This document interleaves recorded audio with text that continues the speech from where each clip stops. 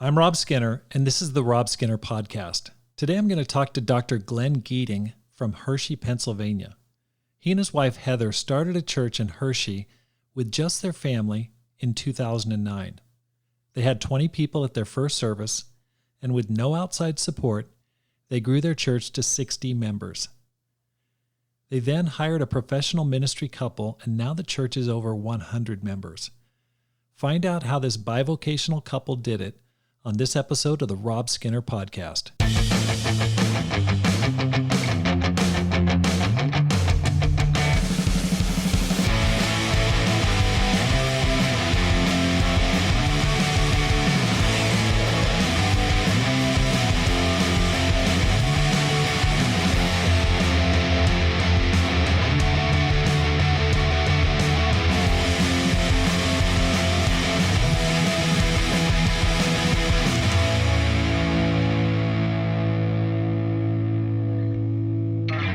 Welcome back to the Rob Skinner Podcast. My goal is to inspire you to live a no-regrets life, make this life count, and multiply disciples, leaders, and churches. Two things I'm really excited about going into the fall are the Flagstaff inaugural service on September 12th. Now, this recording's taking place on September 1st, so I just went up there yesterday with my wife Pam, and we talked over the details with the leaders, Brian and Abby Mackey. It's going to be an amazing service, and we're praying that over 250 people attend that first service, and I believe it's going to be just amazing. They're studying the Bible with people who want to become Christians by that time, and so God's working powerfully in that new church planting. So that's really firing me up. And then the second thing I'm really excited about is the Climb Conference coming up in December. That's December 2nd through 5th, and I want to talk to you because sometimes you might think, that's just for church leaders. Now listen, if you're a grower, if you're a person who's young and wants to do missionary work in the future or thinks about leading in the future, or you're leading a Bible talk or small group in a larger church, this could be so inspiring for you. It's going to be filled with people that are sold out for the kingdom of God, who want to grow, who are growing their churches and finding ways to do it. The evening addresses are going to be amazing. Mufid and Jesse Tomei from Beirut, Lebanon are coming. Josue Ortega, who's leading there in El Salvador, in one of the most dangerous countries in the world, and planting churches, sending out small churches, is going to be leading one of the evening addresses along with Mufid. Todd Assad is preaching. I'll be doing one of the evening addresses. The Friday night session is going to be Friday daytime session is totally geared towards helping you to be your best spiritually and to grow going into 2022, and it's filled with some top-notch ministry and clinical professionals. Jennifer Conzen, Tim Summerlin, Kyle Spears, Joel Peed, all of them addressing issues that affect you as a leader and as a grower in the kingdom of God. Then on Friday, Joel Nagel's putting together an amazing program on how to get your church growing. He's going to be providing a full curriculum for you and ideas and preaching style. And then John Lusk is going to be doing a preaching seminar. Kelsey Hahn, who's planted 5 churches in China, is going to be doing one of the lessons. It's going to be an amazing weekend, and it's going to be filled with so much encouragement. You're going to come away pumped up. After a really challenging year, you're going to need this conference. So I want to ask you to please sign up. Go to robskinner.com, look for the Climb Conference tab, and register. Register today. As of this recording, we've got 72 people already signed up. At our first conference, we had 125. We're approaching that number now. It's really exciting. I'm just praying for God to continue to bless this conference because I really believe it helps people where they're at and encourages them. So look forward to seeing you in Dallas. Glenn, welcome to the program. Yeah, thanks for having me, Rob. It is so great to have you on here today. Can you tell me how you became a Christian? Yeah. I was in Los Angeles and in medical school at USC, University of Southern California. And in my third year of medical school, I was invited out to Bible talk by another medical student in the class behind me. And I was at a position where in my own life, from a spiritual standpoint, and I would have considered myself a Christian at that point, but if you took a superficial look at my life, it was obvious I was not, that I was not living a godly life. And frankly, I was in the middle of a moral slide that over the course of a number of years that morally I had gone to more and more places that I kind of promised I would never go. And was invited out to a Bible talk of medical professionals in Los Angeles, and was frankly really inspired that there was a group of people that worked hard, served medically, and also served spiritually. And when we started studying the Bible, frankly, I was very, very difficult to study the Bible with. I was awfully arrogant, awfully defensive, and just tough. I was argumentative, and I appreciate the guys that study the Bible with me and their patience. A time of radical repentance in my life, radical change in my relationships at that point, and my language, my behavior. And I was baptized January 18th, 1992. And if you do their math, that's a long time ago, almost 30 years. Wow. Yeah. So became a disciple then, part of the Los Angeles Church of Christ, and really grew quickly. I think I got a chance to sing on a number of different forums there, and I had already been singing kind of semi-professionally during that time, but to be able to learn to lead spiritually was a whole other story. And I think a lot of my early growth was in humility, that God had to work on me really hard to teach me, first of all, to realize my arrogance, and to learn to value humility over a number of years. How'd you meet your wife? So while I was in medical school, the Air Force was paying for my medical school. Your tax dollars at work. Thank you very much.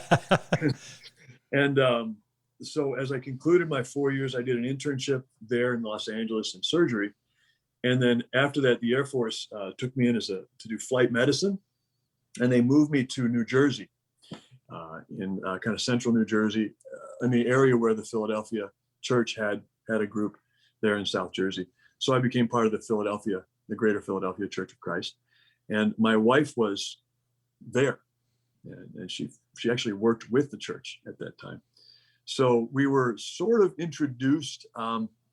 There's a couple who led the church, and I was speaking to both of them during that given week. They both kind of said, "Hey, you ever ask out Heather Seacrest?"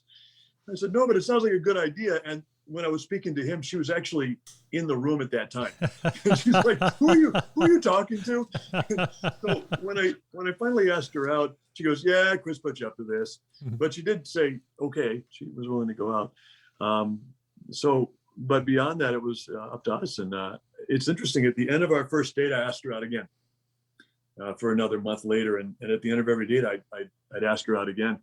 So I definitely pursued her from day one. That's great. So when was that? What year was that? Well, we were married in 97, and it was 94 when I moved to Philly. So early 96, 1996. Okay. She knew you were already a doctor. That's kind of, but she was in the ministry. Right.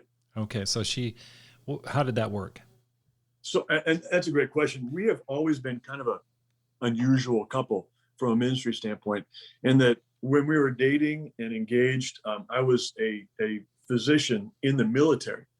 So I would spend about 4 months of every year overseas. I got deployed a lot.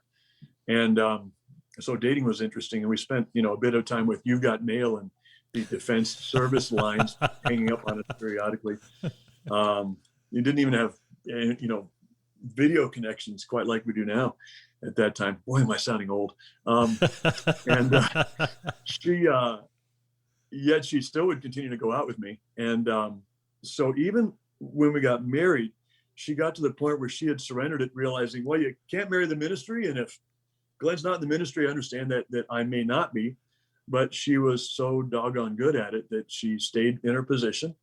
And we were an unusual couple, because generally in our family of churches, you have a couple that Right. serves together in ministry. Right. And we did serve together in a small group, but she also stretched on to do a lot of other stuff while I was working and serving in the military. And it worked. In fact, a couple of years later, I made it my goal for that year to support her to become a women's ministry leader. Wow. And didn't tweak my pride during it, I guess, because it was my goal to support her to do that. But it worked. Now, fast forward another year and a half later after that, I got married. I finished my residency and we started earning a good living, and not a residence salary. And so we talked about this, and I said, with a clear conscience, I don't think I can earn the salary and have you be paid by the church. So I feel great about you continuing to serve as you have been. It's been great. It's been very rewarding for both of us. How do you feel about surrendering your salary? That way they can hire somebody else. Wow. And she felt great about that. So we surrendered her salary. And frankly, that was the right thing to do for multiple reasons. Hmm. So she's been working as a professional, non-paid professional, but a professional women's ministry leader since that time. No, our life is more complex than that. We are, you would say, one abnormally born, I guess. We do things differently, I guess. She continued to serve until 2003. We had committed to go serve in Cambodia. I was asked to serve at the start of a hospital in Cambodia in '96. And that was as a single guy in the military, had lots of leave. So I took a month off and helped at the start of a hospital there in Phnom Penh. Right. And we were so inspired that we dreamed of going back. And she even knew that when we got engaged, that part of the deal in saying yes to Glenn was that we'd likely end up overseas at some point, which is a sign of her own pathology, I guess. But we had planned in 2003 to go serve in Cambodia. And so went there. At that point, we had three little kids. And the truth is, it proved to be just the right time for our family to go there. We were able to hire a full-time nanny, which gave us a lot of help as parents. And Heather could serve there at that point part-time with the hospital in public relations. And I served as a doc and administrator there in the hospital. So while she wasn't full-time in the ministry, we did serve in the ministry and support the church there as well. And then 2005, we came back to the States. Okay, so you came back in 2005. So you've got three kids. Can you tell me a little bit about them? Yeah. Our oldest is Max, and he was born in 2000. So when we went to Cambodia, he was just 3.5. Corinne was born a year and a half later, and then Madison a year and a half after that. And they are a blast. They're really a joy. Max, Corinne, and Madison. Okay, so you've got one boy and two girls? That's right. Okay, and they're disciples. Yeah. Okay, three of them. That's really interesting. That's awesome. Now, so it's 2005. Where'd you get the idea, I'm going to start a church? That more happened to us than was our idea. We came back, and in 2003, there had been a bit of upheaval in our family of churches. And the interesting thing is that us in surrendering Heather's salary a couple of years before that left us with a clear conscience. If somebody had issues financially, we're like, we're doing this for free. So right, sure. We feel great about it. But so we kind of missed a bit of that because we left to go serve overseas during that time. And in 2005, we came back to, I was offered a position in Hershey, Pennsylvania, near Harrisburg. And we knew the church here before that time because we knew the couple that had started it. And it was being led by a different couple at that time. So when we came back, we realized, wow, the church has really shrunk and is not doing well. So we just said, well, okay, we're living here. Let's roll up our sleeves and let's help.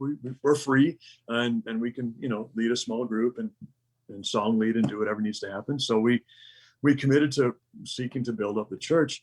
And it took, I think, over the next 4 years, it became really clear. And I think, truthfully, from the leaders of the church, it wasn't really clear to them either. But it became clear over time that they really didn't want to be a part of our family of churches. And they didn't want to be disciples or be discipled. And so we realized that we were kind of just functioning under a different paradigm of what Christianity was. Mm-hmm. And once that became very clear, Heather and I had a rather frank talk, like we just have to go. This this is really staying in this situation is not going to be healthy for us or our kids. And our kids at that point were rising grade schoolers. And so we said, we've just got to go, Heather. I mean, we got to call this. And so we started talking about, well, where can we move? I said, well, I'm an ER doc. I can get work just about anywhere. And my skill set is sought after, and we'll make a good living no matter where we go. And then she says, what if we start a house church? I said, whoa. We better get some advice about that. I do not want to create division. I don't want to take anything away from what they're doing, but I know that it's not healthy for us to remain there. We better get advice. And frankly, we sought advice from a lot of wise people who said, actually, it sounds like you're actually trying to create unity. You're trying to create a church that's unified with your brother and sister churches. And it sounds like the wise thing to do if you can manage it. And we didn't feel a need to move.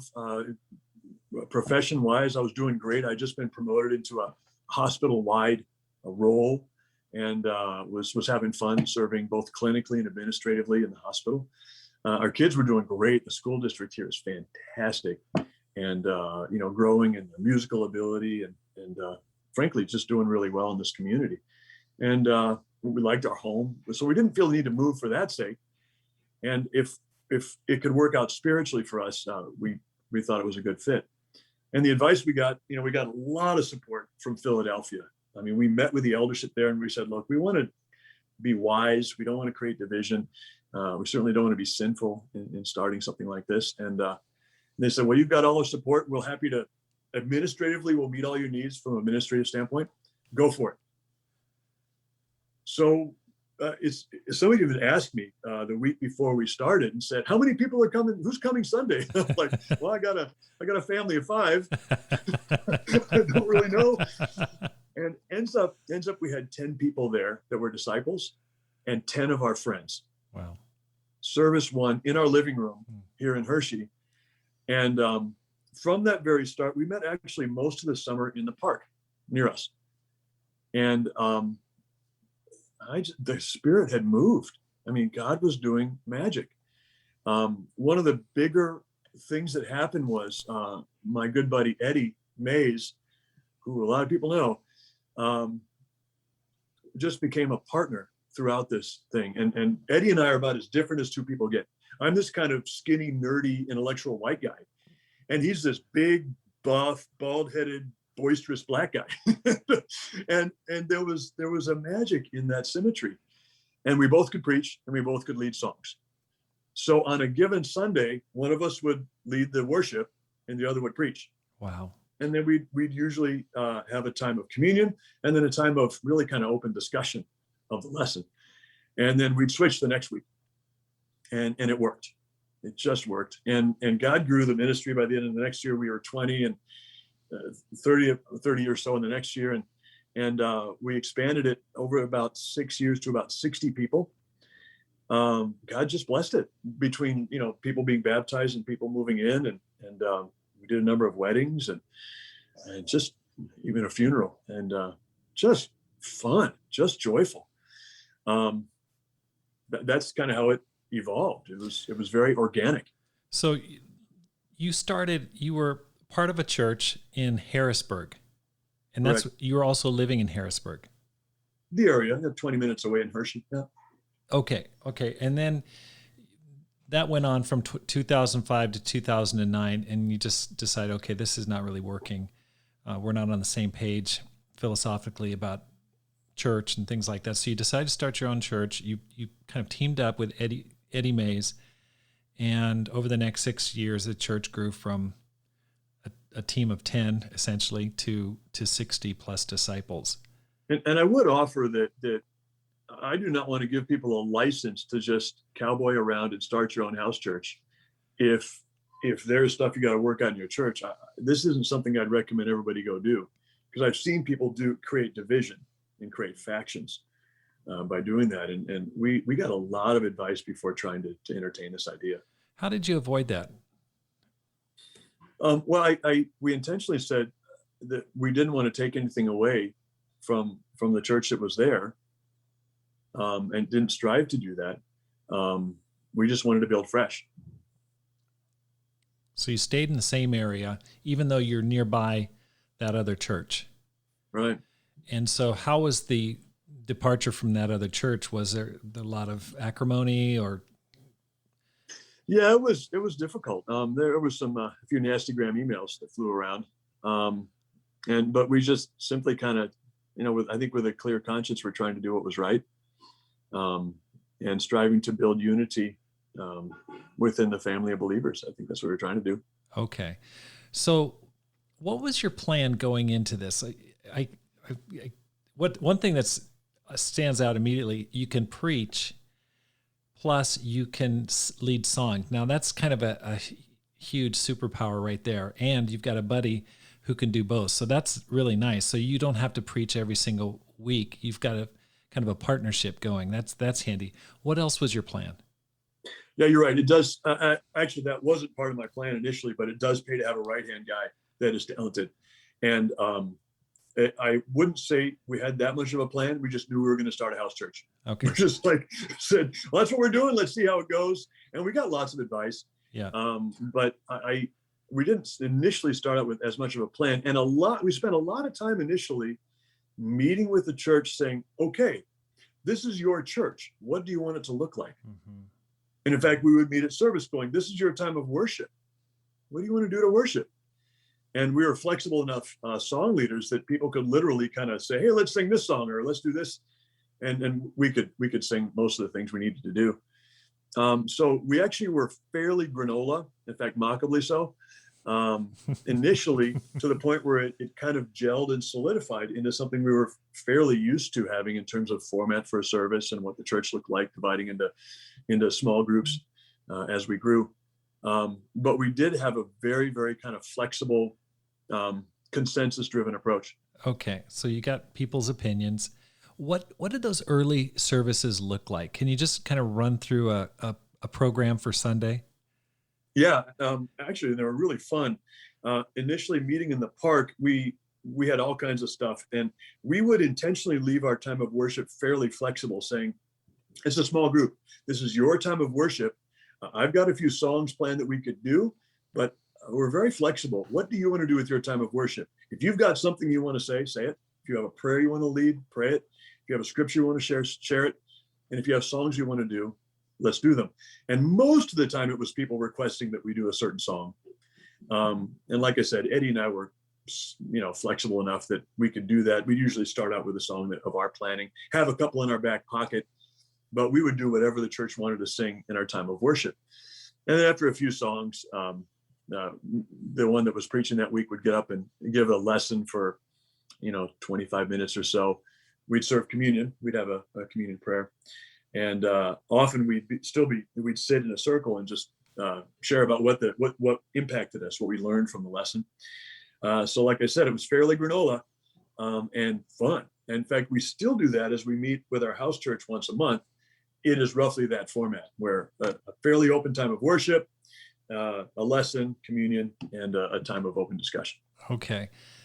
How did you manage your time leading a church and working as an emergency room doctor? I've always been pretty careful at managing time. Probably as long as I can remember. And frankly, like a full life.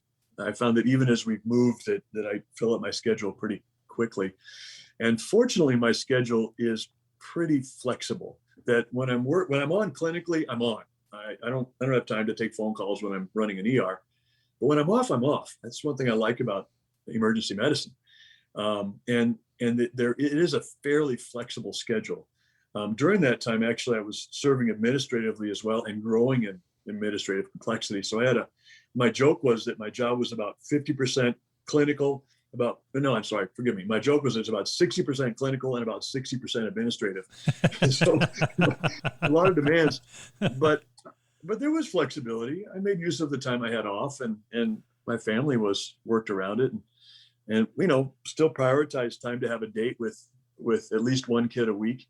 So we got one-on-one face-to-face time, and a date with Heather. I actually fairly fiercely protected Friday afternoons. that I would go in the morning and serve, get my administrative stuff done. But in the afternoon, our administrative assistants knew not to mess with that time. So our date was Fridays at noon. Wow. Okay. So along with that, my daughter works in the ICU, and I mean, the stories she tells are just hair raising. Yeah. How do you compartmentalize what you're seeing in an emergency room, leave it behind, and then just go on and just work in the church? I mean, that's got to be really challenging. Yeah, there definitely is some compartmentalization going on. One of the blessings of this position is we live 3 miles away from the hospital by design, and there's a bike trail between us and there. So most of my commutes were by bicycle. So I get my exercise in, and that was a fairly good time to clear my head. And even in the middle of the night, I would bike with lights up the trail. And by the time I came in the door, I'd processed enough that I could hit the ground running at home.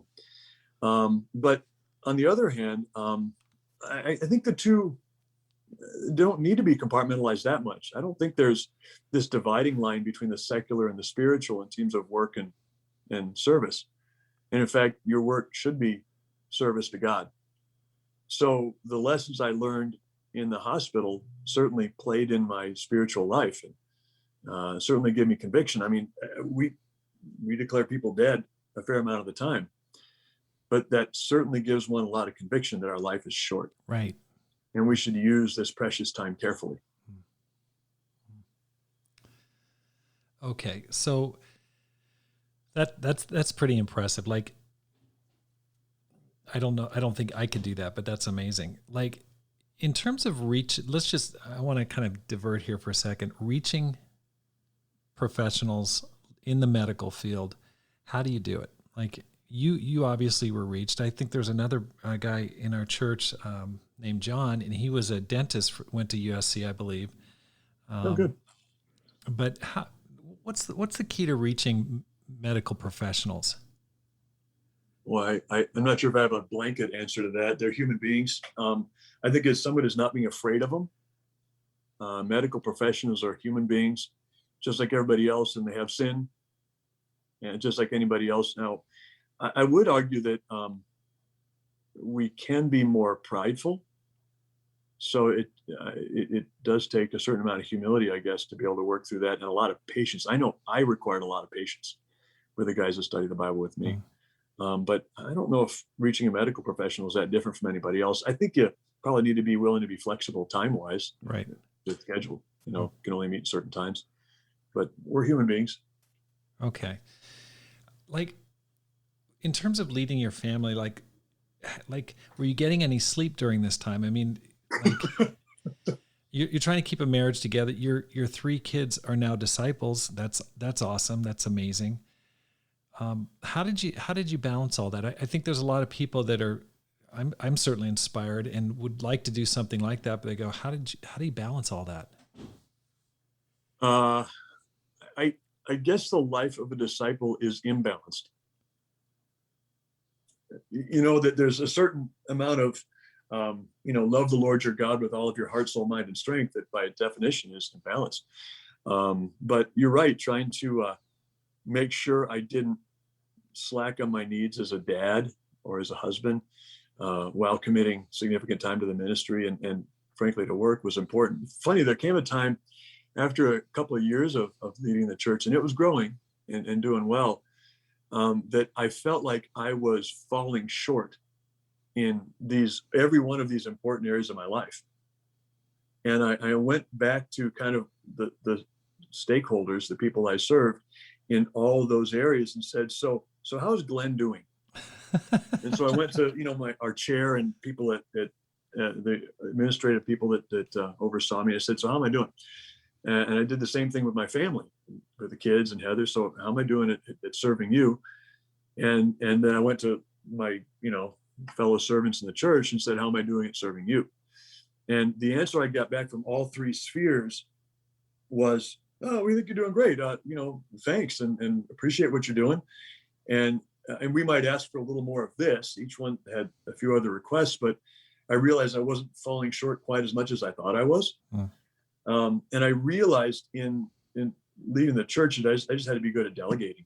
I had to let Bible Talk leaders lead their groups, and I was there to serve them in doing that, but I let them do their thing, and so I had to delegate, and it frankly was healthier for us. Does that answer your question? Yeah. How do you work out discipling with a tight schedule? Oh, that's a good question. I realize I can't disciple every person in the ministry, but I think frankly, it's really important to have everybody involved in a discipling relationship. Now, I can't say we're perfect at doing that, but I think we do better spiritually if we have somebody else we're pouring ourselves out into. So if I tried to take on all the discipling, that would be just foolish. And there are a few things that Heather and I really like to do, like premarital counseling. We love that. That's just fun. So we often would kind of intentionally take that on, but we'd have to schedule carefully, and that means coordinating well with Heather and stuff. But we had flexibility enough to be able to work out good discipling times. Would you rely on Heather pretty much? She obviously she had experience in professional ministry. I know that when I worked as a realtor starting our own church, it was really handy. I asked Pam actually to step out of working so that she could kind of handle a lot of the administrative stuff and communication with the church. How did that work out in your partnership with Heather? Well, Heather is just a fantastic ministry leader. I mean, she's really, really good at what she does. And frankly, way more humble and functional than I am, I think. And she says that her role is to, quote, make the magic happen. So and that's what she did. I mean, she filled in so much of the gap that I would leave behind at home and in ministry and other stuff that I mean, she's just been a joy as a partner. Well, she's the best. We have a connection because someone you converted there by the name of Felipe moved to Tucson last year, ended up asking my daughter to marry him. And I made the connection probably 4, 5, 6 months ago that you studied the Bible with Felipe. Can you just tell me a little bit about how all that happened in that family becoming, Yeah, that was one of the most inspiring stories. And Felipe, by the way, is one fantastic young man.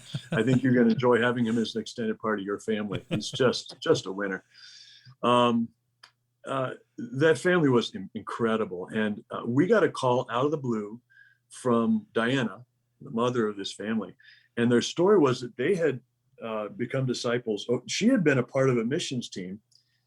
She's Puerto Rican by birth and was in New York and agreed to be part of a missions team to Sao Paulo, Brazil. And Dacio had been one of the very early converts to discipleship there. And he had made the decision to go, he was an engineer, he made the decision to go into the ministry full time. So he married Diana, smart move. I think she was madly in love with his calves. She liked his legs.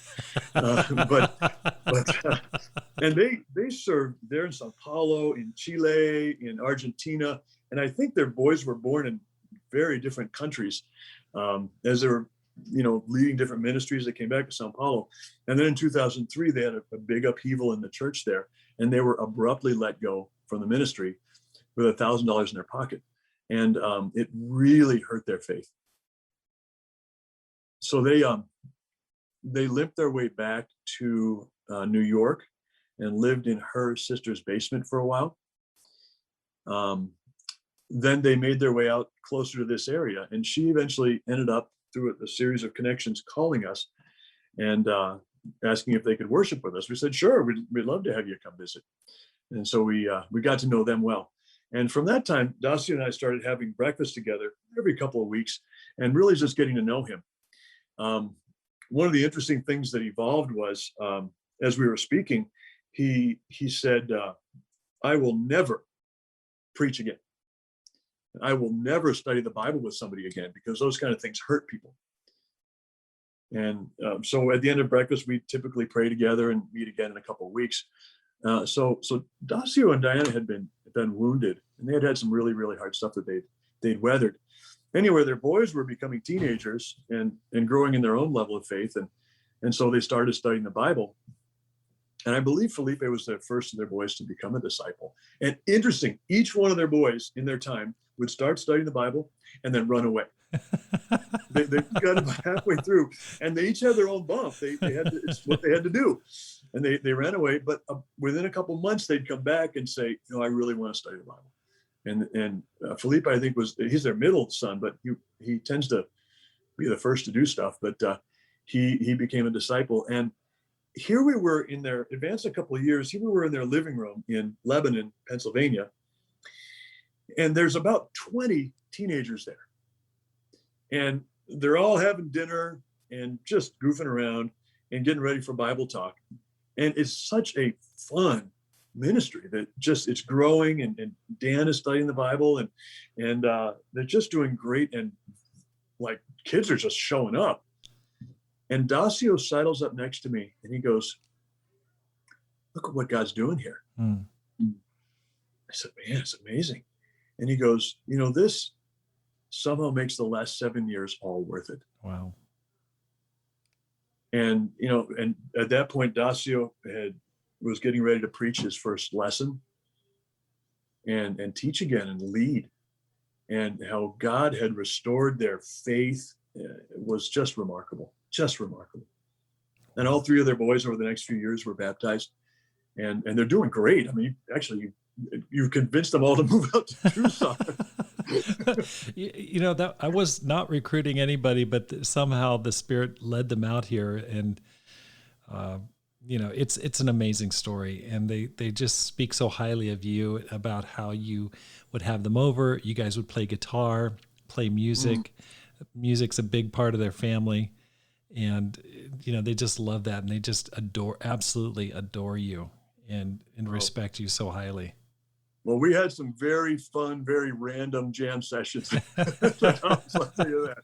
Very fun. And their boys learn to play music in their own respect. It's kind of fun. So, Glenn, how did you make the leap from a self-supporting model where you're working, preaching on Sundays, to a professionally led church? That's usually a really tricky part of church leadership. I know it was for me when I was leading the church, because you get caught in a trap. I mean, for me, it was like, okay, we're too big for me to just handle it all by myself, but at the same time, too small to really pull in a full-time professional, the salary wise. So it really gets into kind of a dangerous no man's land of challenge there. So can you walk me through that particular? Well, I would say that, from helping oversee the board at that point, because we had established a board, and financially the church was doing great because we had very few expenses. Heather and I didn't take a salary, so it allowed the church, frankly, to have savings enough that it had a year's worth of expenses in the bank. So it was time to hire a minister for several reasons. One, the church was frankly outgrowing our ability to keep up with it and still be tent makers. I felt like I was falling short in meeting the needs of people the way that I would like to. I was experiencing a degree of burnout, from just the many demands that were going on, and it was time for me to throttle back a little bit. And it got to the point where I was asking for help.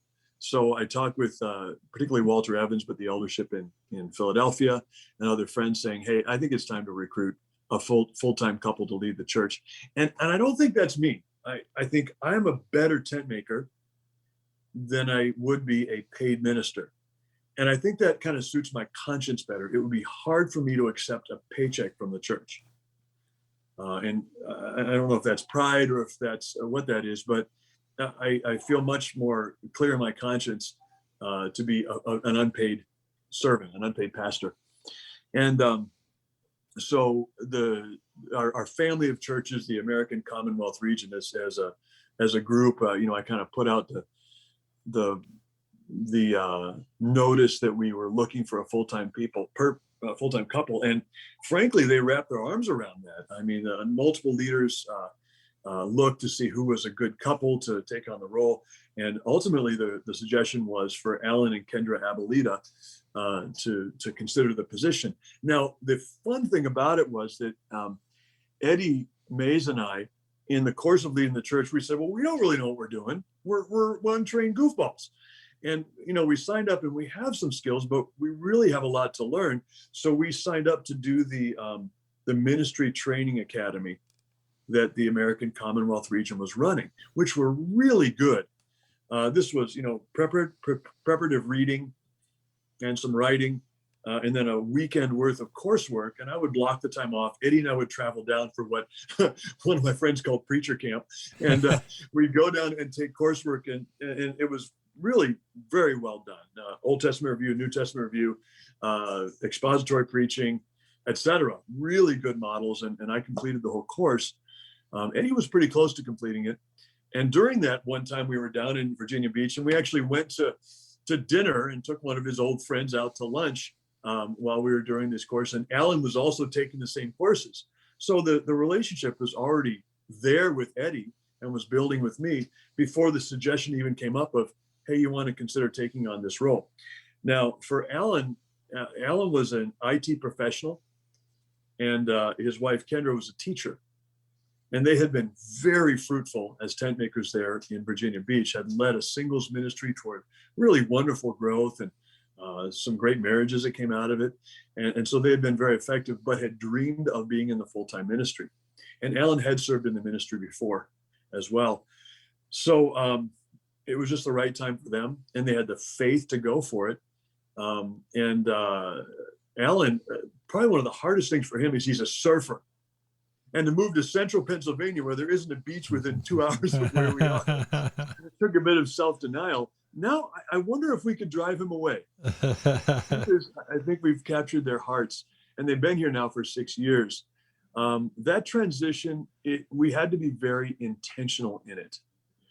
Prepare the church for a full-time ministry couple, and we had to really build them up very publicly. And realize that it is my role to be a great right-hand guy and make sure that they have everything they need. And it also was our role to shepherd them, to help them with their kids, to help them in taking on this new role. And they got discipling from a number of different directions, including Dacio and I. So we've formed, and really it took us a while to cement it, but a group where the Moraises and the Geetings and the Abelitas, meet regularly just to disciple each other and lead this church effectively. But it's become a good group that every once in a while we circle the wagons and have to really talk about tough issues, but it's proven to be a very powerful team. I don't know of too many other situations where the past leader stays in place while you have a new leader walk in. That typically causes a lot of conflict. Current members typically gravitate toward the previous leader, or else they head toward the new leader and, say, "Oh my gosh, you're the savior. Things are so much better now that we've got you." And it can cause a lot of conflict. How did you navigate that? Yeah, it's a good question. I think we didn't see too much of that. We definitely got behind the Abelitas and supported them both privately and publicly to make sure that the church knew they were leading the church, and really helped coach them to be effective in building consensus. And it hasn't been entirely easy. It's taken some work for them to step into the role and preach more effectively. But they've owned it. They've also done the hard work of building the relationships with people. And the truth is, they added a lot more stuff that we didn't have, including building a campus ministry and building a singles ministry that we weren't as good at. So I don't know. It's proven that we intentionally made it a collaboration. We intentionally made sure we were a team, and intentionally got behind them. And they've done a great job of stepping into the gap that we left behind. That there were things that we fell short in. Because we could only be one place at one time, and perhaps because of our leadership weaknesses. But they've done a nice job. I haven't seen the church play sides like that, because we didn't do that. And I think we all realized that we had strengths and weaknesses. And it's interesting that, like Eddie and I, that there were significant differences in our personalities, but that proved to be a strength, that we could bolster each other where we were weaker. It's the same with Alan and myself, that we're just very different human beings, but that's not a bad thing. I think God does that God puts people together that have very different strengths, and often with good reason. How did you deal with feelings like, well, I wouldn't do it that way, when you have someone else in the driver's seat and you're in the back seat, and they're doing things differently than perhaps you choose? How do you wrestle through those feelings in a godly way? Yeah, we had a few times where that would come up. I think, fortunately, the Abuelitas also were pretty humble, and that they'd approach us going, "Hey, how would you approach this challenge?" Or we're coming up with a big leaders meeting. What do you think? And indeed, that our style in leading the church was kind of fairly consensus driven, and we strive to make decisions as a group. And in fact, the Abuelitas weren't used to that style as much. So we would kind of coach them going, "Hey, when planning for this year, a good approach that we've had is to open it up to the group and saying, so we have this next year coming up. What do you want to do with it? We have the opportunity for a couple of campaigns, any topics that you'd like to take on. We'd like to study in expository fashion through some scripture, any particular books you'd like to go after." And I would usually come to the meeting with some ideas in my head, but very open to what people suggest and what the group would decide to get behind. And I think, frankly, that's a pretty effective way to lead a church, that you've got people who have needs and they know their needs better than I'm not a mind reader. And I want them to come forward with, like, we really want to grow in this. In fact, it was interesting, very early in the church, before the Abuelitas, I said, "What do you want to do for a campaign this year?" And the church said, "We'd really like to study the Spirit." I said, "Wow, that sounds fantastic. Let's do that." And we read a book together. We had a series of lessons on the Spirit, and really focused on the Spirit moving. And the next year came up. We said, "So we can do whatever you want with the campaign. What do you want to do?" And the church said, "We want to study the Spirit again." So we studied a different book on the Spirit, but it showed that the church definitely wanted to be spiritual, led by God, and I don't know, God led, God guided. And it proved to be it was lovely, frankly. I think it was the right time to focus on God's Spirit and submit to God's Spirit in terms of bringing repentance, bringing, I don't know, a spiritual thinking. And so we work with the Abuelitas to be collaborative in their approach, and not, I mean, they had led the ministry some, but not led a church, and to help them to achieve consensus so we can move together as a group. How big is the church now? Last count, it was over 100. Wow. And I say that with a but. It's the end of a coronavirus pandemic, so we're working trying to recircle the wagons and regroup and see who is a disciple and who's not. So I have a feeling a more formal count will be a lower than 100, but probably around 100, triple digits. But that's amazing. I mean, that's such an incredible achievement to get your church from your family, then 10 to 100 people. That's awesome. Well, God gets credit for that. I mean, we did our best, but we're just kind of, my sensation during this has been like, I'm kind of in a kayak paddling down a river, and it's the scenery is interesting and exciting, and there are some rapids and some bumps, but the river's doing most of the work, and I'm paddling some. Yes, I'm doing my part, but this was God's Spirit doing the work of this one. With all the transferring around the country, the COVID-led inspired like redistribution of people going different places all over the country, how could this model that you've used be used in other locations? Actually, I would expand on your question, if you don't mind. I would say that, how do we continue to plant and grow churches throughout the world to make disciples effectively? And I would argue that if we're waiting for paid ministers to evangelize this world, we're going to be waiting forever. It's not going to happen. Now there is a role. I don't want to take anything away from a full-time paid minister. It is a very biblical concept and very important, that, don't muzzle the ox while treading the grain. Yes. On the other hand, Paul very intentionally served as a tent maker and said, who can deprive me of this boast? That he worked free of charge and was more effective because of that. So I think if we're going to evangelize the burgs of this nation and the burgs of this world, we have to empower tent makers to do it. So it's not a kind of neat one-off model. It's a very biblical concept. In fact, let me share a scripture. Ephesians 4, in verse 11, it says, so Christ himself gave the apostles, the prophets, the evangelists, the pastors, and teachers. So these are roles that Jesus gave us, right? Verse 12, to equip his people for works of service, so that the body of Christ may be built up. So the role of a professional minister is not to do the ministry, is to equip everybody else to do the ministry. And it's a really important concept that we get, that there is not a clergy laity division.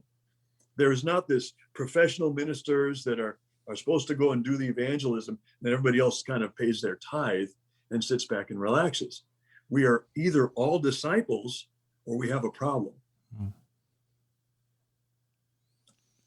Okay, so I'm 100% on board with that way of thinking. Along with that, what do you see as the biggest need in our family of churches right now? Wow.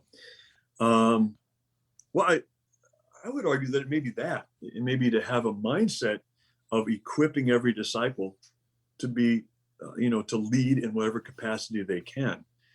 And we understand that the majority of people will still be working to support their family, but to empower tent makers to lead ministries, that the role of the full-time leaders is to equip and empower people to be disciples, to give them the tools it takes to study the Bible with people, to lead their groups effectively.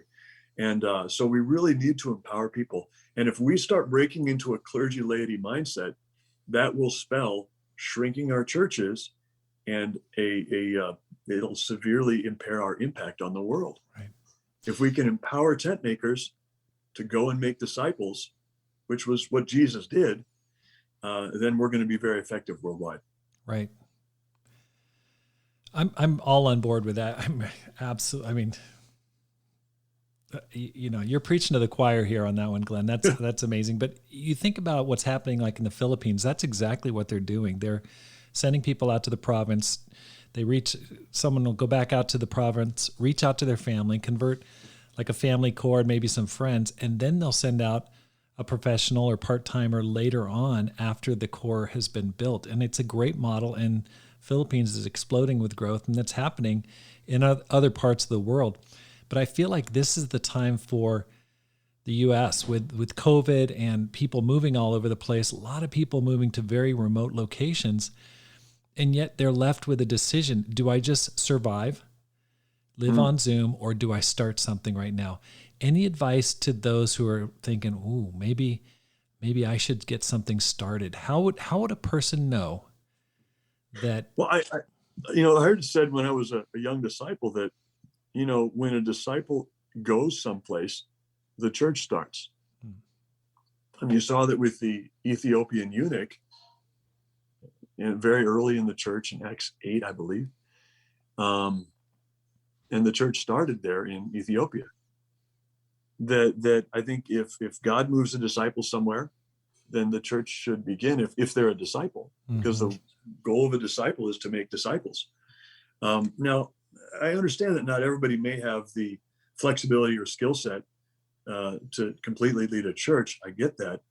But nonetheless, we should be engaged in making disciples and meeting the needs of the people around us to the best of our ability. Right. And one would hope that if God has moved a disciple to a given place, that they would at least strive to build a ministry in that place, build a Bible talk, connect with the local church. And house church is not rocket science. It doesn't take an advanced degree in theology, Right. I know. To lead a house church. It's so true. It's not that confusing. You just study the Bible with people, meet on Sundays, it's really not that confusing. It's a little disorienting. It's out of your comfort zone, One barrier that holds many people back is, oh, but I don't want to do that because my kids. I want them to be part of a larger campus or teen ministry or children's ministry. What would you say to that person? How'd you manage your family? Well, that's a good question. I think it's interesting. One of our motives to start this house church was for the sake of our kids. Mm. That we couldn't stay where we were because our kids were going to flounder. And frankly, they were excited to be part of this growing ministry. When we were meeting in the park, we had time for the kids. We called it puppets in the park. We would stretch a blanket out between trees, and we had these puppets kind of, building out this kid's lesson. It was brief and hilarious. Frankly, we were awful. We were just the worst puppeteers, but we had a lot of fun doing it. But if anything, part of our motive to do this was for our kids, that we wanted them to be faithful and to see faith walked out, and to be unafraid. And I think it has had probably the right impact on our kids. But you're right. Is being a part of a teen ministry necessarily better for kids? I don't know. We'd have to see the data around that. Mm-hmm. And I haven't seen the data to support that being a part of a teen ministry is necessarily correlate with long-term faithfulness. Right. I can tell you one thing. They did a survey of small groups, and the growth of a small group does not really correlate well with how much effort the leader puts into a lesson. It does correlate with how much time that leader spends praying for their group. Wow. Sorry, I have to, I'm a nerd. I have to speak about some survey every time I speak. Yeah, I'd love to find out where you're reading that. I know that Kai Foster in Reno does a lot of prayer, spends hours in prayer for his ministry. And so I can understand that. Would you do this again? Absolutely. If I could walk through this again, I would totally do it again. This has been an exciting ride and fun and fulfilling in every fashion. Yes, there have been bumps and challenges, but boy, I've come out with my faith stronger and happy and healthy. Our marriage is doing great. That I would absolutely do it again the same way. What would you do differently? What would I do differently?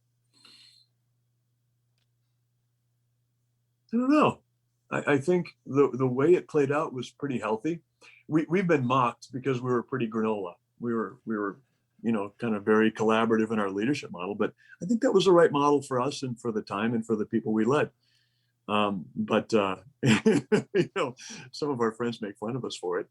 And I think it was just, God's hand and good fortune that we had the partners in the ministry that we've had. Mm. What are your plans for the future? It's interesting you asked that, and I am open at this point. I'm 52, and as an emergency physician, God has blessed us financially, thank God, and we've saved well over years. So we are soon in a position where we're entirely self-supporting again, and I won't need to work clinically. In fact, I'm working clinically, frankly, because I like doing it. And I think my next horizon is probably about 55. And I don't know, I have to see what God calls us to do. And we're open to, returning overseas and serving. We're open to leading a church planting. One of my long-term goals is to serve as an elder. And we hope to see that happen in the next year or two, but it depends on a lot of the circumstances. I don't influence the title. I influence the kind of guy I want to be, if that makes sense to you. Right. So God has not placed a very specific calling on us at this point, and we'll have to see where He leads us in the next few years. But we're going to be in a position where we're going to be pretty flexible because we now have, as of last week, a relatively empty nest with our youngest going away to college. Yeah, that's exciting, boy. New stage of life. We have the Climb Small Church Leadership Conference coming up in Dallas. I would really like to invite you to come and share good news from what you've been doing. Do you think you can make it in early December? Yeah, I think we're going to be able to do that. I just bounced off my wife, and I think we'll make some time for it. That's great. I have to arrange my schedule for December soon. That's great. December 2nd through 5th in Dallas. It's going to be an amazing time. We've already got over 70 people signed up for it. It's going to be a phenomenal weekend together. In closing, Glenn, any advice for a person who wants to make this life count? some of the realization, I guess, I've had from being fairly young. I mean, as a young man becoming a physician, I've watched a lot of people die, and it gives me great conviction that this life is very short. And even very young, I set out written, specific, long-term goals, and Heather even bought into that when we got married. That I just realized that life is very short, and I want to make every day count. I want to make the most of the relationships I'm given and the place I am, and I want to blossom where I'm planted. So life is short. I guess realize that, and let God use you. God has given you talents for a reason, and He's invested resources in you for a reason. And God also expects to see a return on those investments and see you grow that and double it. And I don't know, that's pretty scriptural. Well, thank you so much for your time, Glenn. It's been great to have you on the program. Thanks for the time. Thank you so much for joining the Rob Skinner podcast. If you're enjoying this podcast, please hit the subscribe button and let your friends know about it and how to find it. Because my goal is to inspire you to make this life count, live a no regrets life, and multiply disciples, leaders, and churches. Have a great day and make this life count.